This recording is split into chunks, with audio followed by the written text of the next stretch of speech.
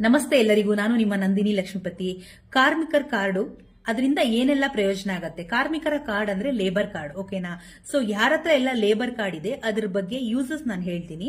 So ನಿಮಗೆ ಮನೆ ಕಟ್ಟಬೇಕು ಅಂತ ಇದ್ದೀರಾ, 2 ಲಕ್ಷ ರೂಪಾಯಿ ನಿಮಗೆ ಉಚಿತವಾಗಿ ಸಿಗತ್ತೆ. ಹಾಗೇನೆ ನಿಮಗೆ ಪ್ರತಿ ತಿಂಗಳು 1,000ದಂತೆ ಪೆನ್ಷನ್ ಕೂಡ ಬರುತ್ತೆ ಅದರಿಂದ. ಹಾಗೆ ನಿಮ್ಮ ಮನೆಯಲ್ಲಿ ಮಕ್ಕಳಿಗೆ ಮದುವೆ ಮಾಡಬೇಕು ಅಂತ ಇದ್ದೀರಾ, ಅದಕ್ಕೂ ಕೂಡ ಲೇಬರ್ ಕಾರ್ಡ್ ಇಂದ 50,000 ರೂಪಾಯಿ ಅಷ್ಟು ಕೊಡ್ತಾರೆ, ನಿಮಗೆ ಉಚಿತವಾಗಿ ಕೊಡ್ತಾರೆ. ಇದಕ್ಕೆ ಯಾವುದೇ ರೀತಿ ಲೋನು ಗೀನು ನೀವೇನು ಕಟ್ಟೋ ಹಾಗಿಲ್ಲ. ಹಾಗೆ ಇನ್ ಕೇಸ್ ಆಫ್ ನಿಮ್ಮ ಕುಟುಂಬದಲ್ಲಿ ಯಾರಾದ್ರೂ ಮೃತರಾಗಿದ್ದಾರೆ ಅಂದ್ರೆ ಡೆತ್ ಆಗಿದ್ರೆ, ಅವ್ರು ಏನೇ ರೀಸನ್ ಇಂದ ಡೆತ್ ಆಗಿದ್ರು ಲೇಬರ್ ಕಾರ್ಡ್ ಇದ್ದವರಿಗೆ 5 ಲಕ್ಷದಂತೆ ಕುಟುಂಬಕ್ಕೆ ಕೊಡ್ತಾ ಇದ್ದಾರೆ.